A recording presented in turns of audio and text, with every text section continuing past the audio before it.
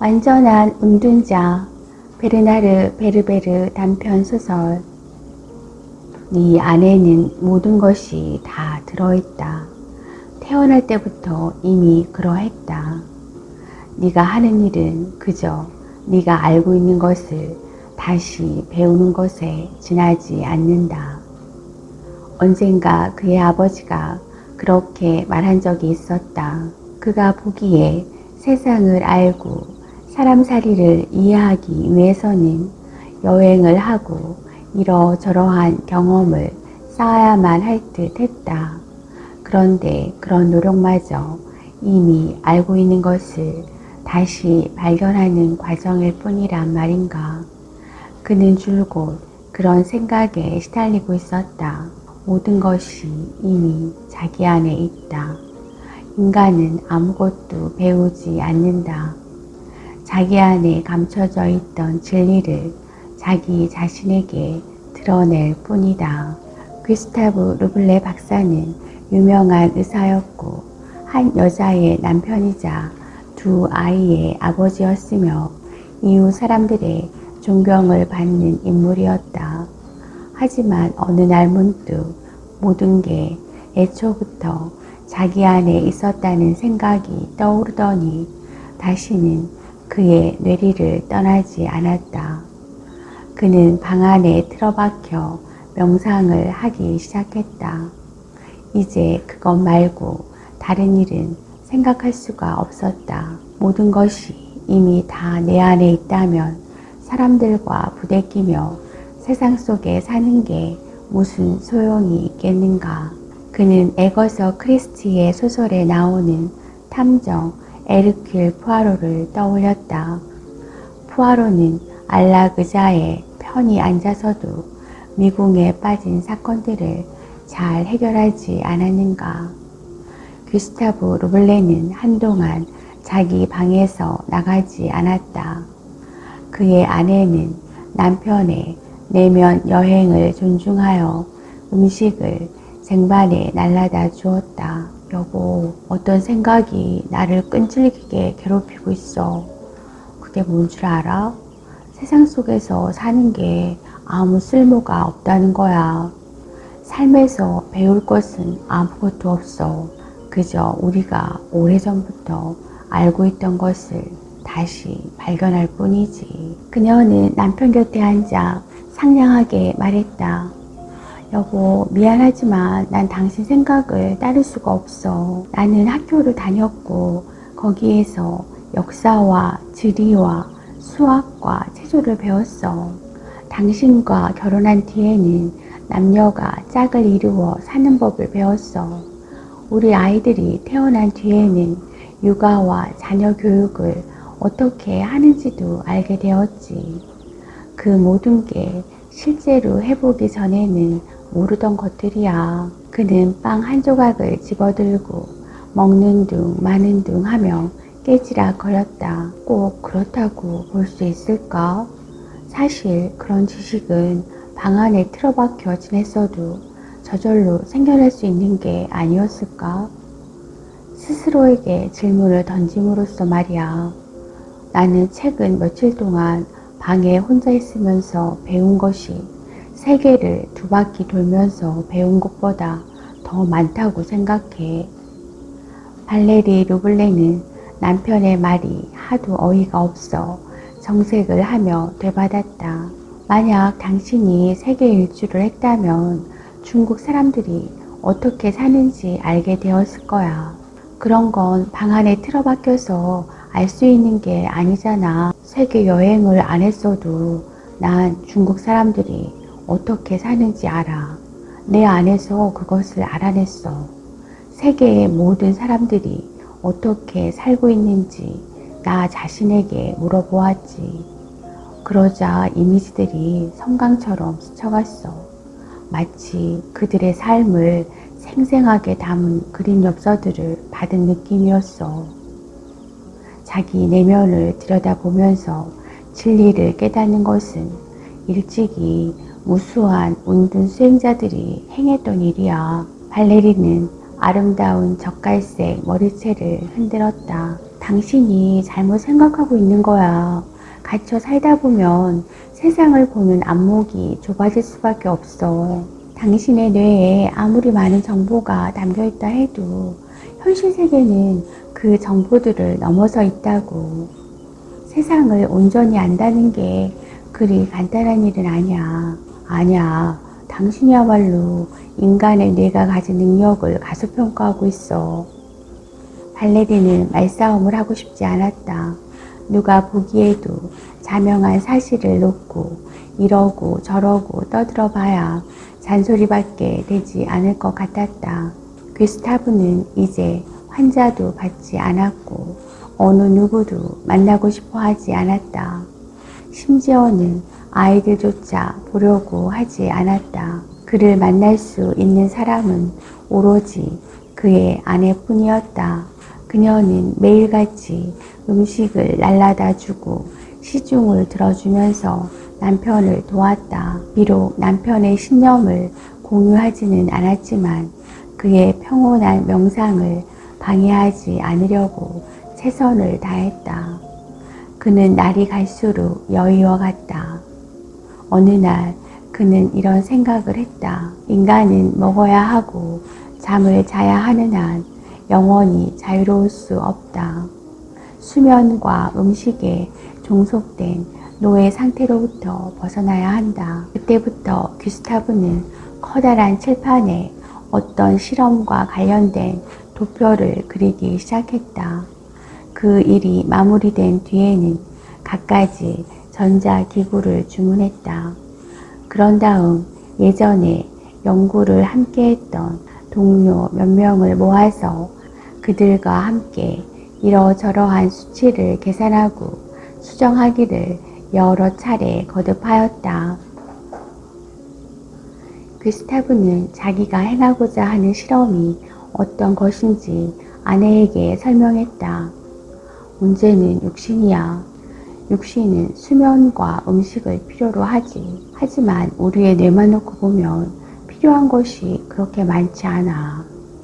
그녀는 남편이 무슨 말을 하려는 건지 도무지 이해할 수가 없었다. 육체가 없으면 정신은 자유로워져. 한순간 발레리는 남편이 미쳐버린 게 아닌가 하고 생각했다. 어처구니가 없다는 표정을 지으며 그녀가 반박했다. 그렇다고 해서 육체를 없애버릴 수는 없어. 그건 죽음이야. 꼭 그렇진 않아. 우리는 정신을 그대로 유지하면서도 육체로부터 벗어날 수 있어. 뇌를 따로 떼어내어 영양액 속에 보존하면 되는 거야. 그녀는 문득 깨달았다. 책상 위에 쌓여있는 도표들이 무엇을 의미하는지. 수술은 어느 목요일에 실시되었다. 귀스타브는 아내와 두 자녀와 비밀리에 초청된 몇몇 과학자들이 지켜보는 가운데 자기 자신 속으로 은둔하기 위한 수술을 받았다. 그의 동료 의사들이 아주 조심스럽게 두개골을 열었다. 그건 자동차 엔진을 점검하기 위해 보닛을 들어 올리는 것과 비슷한 느낌을 주었다. 의사들은 뇌에 딸려있는 기관들을 차례차례 잘라나갔다. 먼저 시각신경과 청각신경을 자르고 이어서 뇌에 피를 보내는 경동맥을 잘랐다. 그 다음에는 등뼈에서 조심조심 척수를 빼냈다. 그런 과정을 거치고 나자 부속물들은 말끔히 제거되고 진짜 뇌라고 할 만한 것만 남았다. 의사들은 매우 신속하게 그것을 투명한 영양액으로 가득 찬 표본병 속에 넣었다. 그럼으로써 뇌는 끄트머리만 남은 경동맥을 통해 영양액 속의 당분과 산소를 직접 얻을 수 있게 되었다. 시각신경과 청각신경이 잘려나간 자리는 기능을 못하도록 끝이 아물려져 있었다. 의사들은 뇌와 영양액을 항상 일정한 온도로 보존하기 위해서 온도 조절 장치를 설치했다. 마지막으로 귀스타브 루블레의 시신을 어떻게 처리하느냐 하는 문제가 남아있었다. 하지만 그는 진작에 그런 문제가 생길 것을 예상하고 만반의 준비를 해 놓았다. 그는 사전에 작성해 놓은 유서에서 자기 시신을 가족 묘소에 묻지 말라는 뜻을 분명히 밝혔다. 그 대신 과학이 육신의 굴레에서 해방되도록 자기를 도와주었으므로 그것에 대한 답례로 자기의 장기와 근육과 연골과 혈액과 갖가지 체액 등을 과학에 바치겠다고 했다. 아빠는 돌아가신 거야? 아들의 물음에 어머니가 황황히 대답했다. 아니야, 아빠는 여전히 살아계셔. 단지 모습이 달라졌을 뿐이야. 막내둥이 딸은 구토증을 느꼈다. 이제부터는 저게 우리 아빠란 말이야? 그러면서 아이는 영양액 속에 들어있는 뇌를 손가락으로 가리켰다. 그래, 너희는 이제 아빠에게 말을 걸 수도 없고 아빠 말을 들을 수도 없어. 하지만 아빠는 너희 생각을 아주 많이 하실 거야. 다른 사람들은 어떻게 생각할지 몰라도 나는 그러리라고 확신해. 발레리 루블레는 자신과 아이들이 어떤 상황에 놓여 있는지 잘 알고 있었다. 아이들은 아버지 없이 자라게 될 것이고 그녀는 남편 없이 늙어가게 되리라는 것을 말이다. 표본병 속의 분홍빛 살덩이는 그녀의 마음을 아는지 모르는지 투명한 액체 속에 그저 조용히 떠있을 뿐이었다. 처음에 표본병은 거실 한복판을 당당하게 차지하고 있었다. 식구들은 어항처럼 불이 밝혀진 표본병 속의 뇌를 가족의 한 구성원으로 존중해 주었다. 아이들은 때때로 커다란 채소처럼 생긴 그 불구죽죽한 살덩이에 다가가 말을 걸었다. 아빠, 저 오늘 학교에서 좋은 점수 받았어요. 아빠, 제 말 듣고 계세요? 아빠도 기쁘시죠? 발레리 루블레는 아이들이 표본병 앞에서 혼자 중얼거리는 것을 볼 때마다 안쓰러운 생각이 들었다. 하지만 그녀 역시 어쩌다 자기도 모르게 뇌를 상대로 이야기하고 있음을 알아차릴 때마다 흠칫 놀랐다. 한편 규스타브 루블레 박사는 오감의 자극이 전혀 없는 상태에서도 자기 나름의 발전을 이루어가고 있었다. 그는 잠을 자지도 않았고 꿈을 꾸지도 않았다. 하염없이 생각만 계속하고 있었다. 처음엔 자신의 결정이 옳았는가에 관해서 회의를 느꼈다. 가족과 친구들과 환자들을 생각하면서 그들을 저버린 자신을 책망했다. 하지만 이내 개척자다운 그의 면모가 되살아나면서 오로지 그만이 할 수 있는 실험에 몰입하게 되었다. 일찍이 얼마나 많은 운둔 수행자들이 그처럼 고요한 경지에 도달하기를 꿈꾸었던가. 지식의 광대한 지평이 내면 세계의 무한한 파노라마가 그의 앞에 펼쳐지고 있었다. 그는 정신의 심층으로 잠수함으로써 인간이 상상할 수 있는 가장 기이하고 엉뚱한 여행을 떠난 셈이었다. 세월이 흘러 발레리 루블레는 할머니가 되었다. 하지만 귀스타브의 발그스름한 뇌에는 주름 하나 생기지 않았다. 자식들이 성장함에 따라 표본병이 그들의 삶에서 차지하는 중요성은 점차 줄어들었다. 소파를 새로 들일 때가 되자 그들은 아무 생각 없이 귀스타브의 뇌를 텔레비전 옆의 거실 구석으로 밀어버렸다. 뇌에 다가가 말을 거는 사람은 이제 아무도 없었다. 발레리 루블레가 세상을 떠나던 날 아들 프랑시스는 아버지의 무심함에 몹시 화가 나서 뇌가 담긴 표본병을 부셔버리려고 했다. 아버지는 세상에서 무슨 일이 벌어지고 있는지 전혀 모르고 있는 듯 했다. 어머니가 세상을 떠났는데도 그는 그저 초연하기만 했다. 인정머리라고는 눈곱만큼도 없는 이 살덩어리를 아버지라고 할 수 있을까 하고 그는 생각했다. 프랑시스가 표본병을 높이 들어올려 개수대에 던져버리려고 하던 찰나 누이 동생이 그를 제지하였다. 귀스타브는 가까스로 죽음을 모면했지만 아들이 그렇게 화를 내는 바람에 거실에서 주방으로 쫓겨가는 신세가 되었다. 그리고 다시 세월이 흘러 프랑시스 루블레와 그의 누이 동생도 세상을 떠났다. 프랑시스는 죽기 전에 자기 아들에게 일렀다. 저 뇌가 보이지?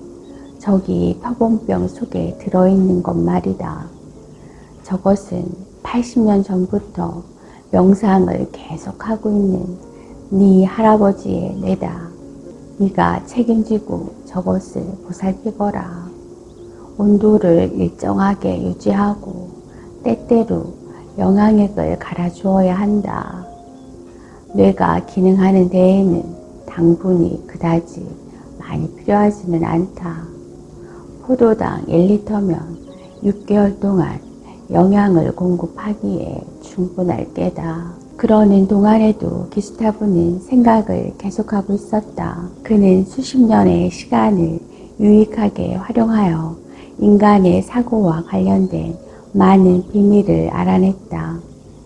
처음에는 명상을 하는 데에 약간 어려움을 겪기도 했지만 시간이 지날수록 명상의 효율성은 어마어마하게 높아졌다. 그가 어떤 문제에 대한 해답을 찾는 속도는 갈수록 빨라졌다. 그의 사고는 마치 갈수록 가지가 복잡해지는 나무처럼 뻗어나갔다. 물론 그에게도 때때로 그리움과 아쉬움이 찾아왔다. 아내 발레리와 자식들과 생크림 케이크가 그리웠고 몇몇 텔레비전 프로그램과 뭉게구름 피어나는 하늘과 별이 총총한 밤도 보고 싶었다. 심지어는 고통마저도 그리웠다. 사실 자극이 사라진 삶은 그저 고요하기만 한 게 아니라 한편으로는 무척 따분했다. 하지만 귀스타브는 그 실험을 후회하지 않았다. 치러야 할 대가가 적지는 않았지만 삶의 의미와 세상의 이치를 깨닫는 것에 비하면 그쯤은 아무것도 아니었다.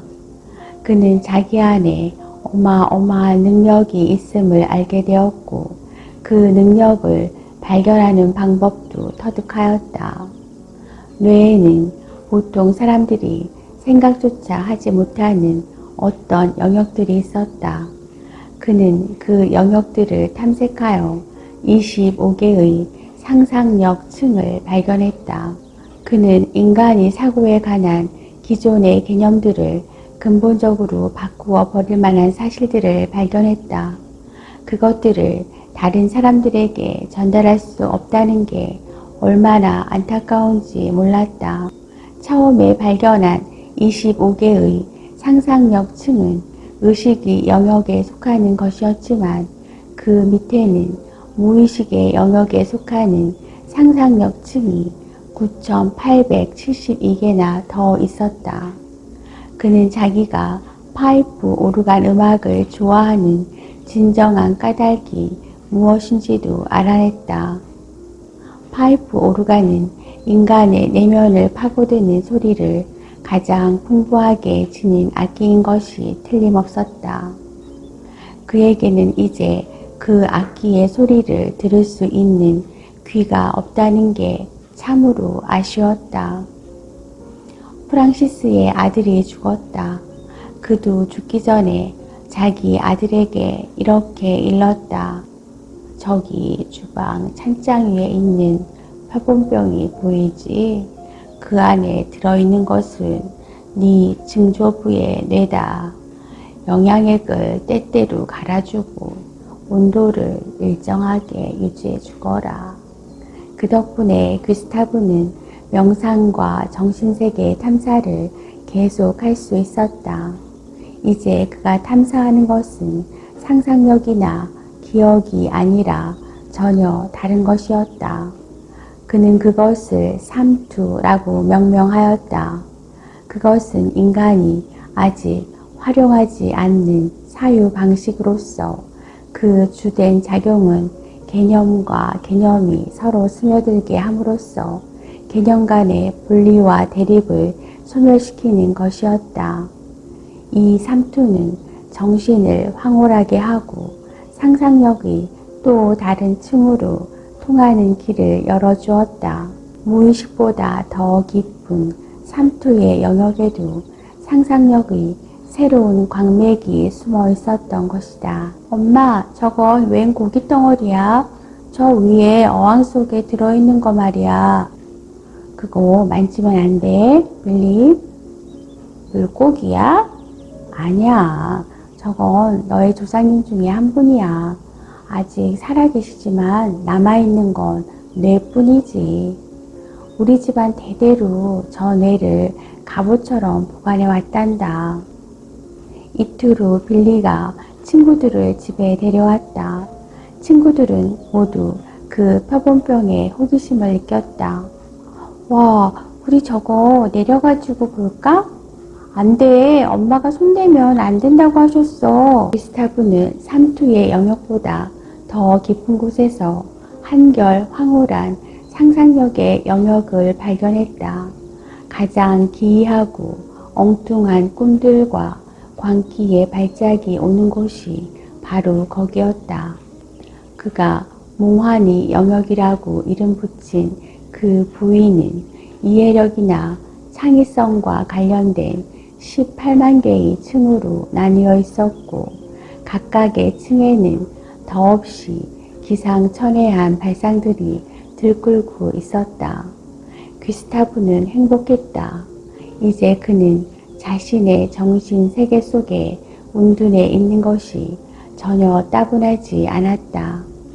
그때 갑자기 그는 무언가가 자기를 따끔따끔하게 만들고 있음을 느꼈다. 안 돼, 그만해.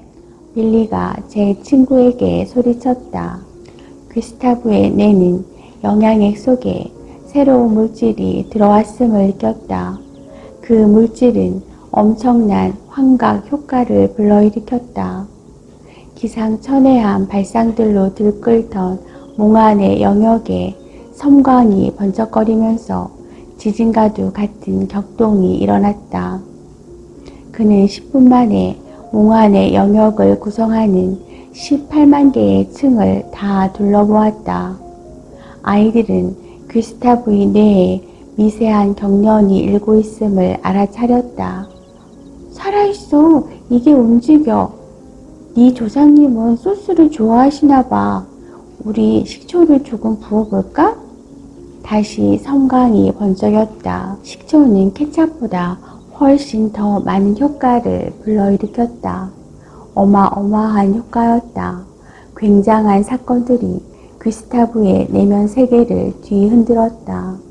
귀스타브의 정신은 어떤 종류의 환각 상태보다도 기괴하고 황당한 세계를 여행하고 있었다. 그는 잔디를 마치 한 조각의 카펫인 양 들어올려 몽환의 영역 밑에 감추어진 새로운 세계를 발견하였다.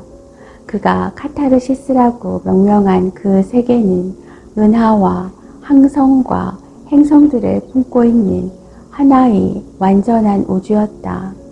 뇌 속의 몽환 영역 바로 아래에 하나의 우주가 숨어 있었던 것이다.